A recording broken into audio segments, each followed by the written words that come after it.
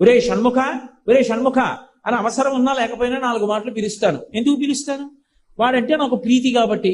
నా భార్య పేరు ఈశ్వరి అనుకోండి, ఈశ్వరి ఈశ్వరి అని 10 మాటలు పిలుస్తున్నాను అనుకోండి.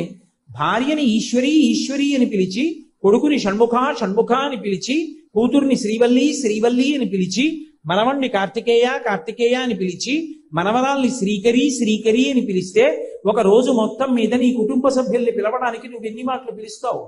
కోడల్ని ఏదో కోడల్ని భగవన్నామం ఉంటే ఆ భగవన్నామంతో పిలుస్తున్నావు అనుకో, అప్పుడు ఎన్ని మాటలు భగవన్నామం నీ నోటితో నువ్వు ఉచ్చరించినట్టు? అన్ని మాటలు భగవన్నామం. నువ్వు భగవంతుణ్ణి కాదు కదా పిలిచింది, నీ పిల్లల్ని కదా పిలిచావు. భగవన్నామం పిలిచిన ఫలితం ఎందుకు ఇవ్వాలి నీకు అని అడగరు. నీ పిల్లల్ని పిలిచిన నామము ఈశ్వరుడిది కాబట్టి భగవన్నామోచ్చారణ చేశావన్న ఫలితం వేస్తారు.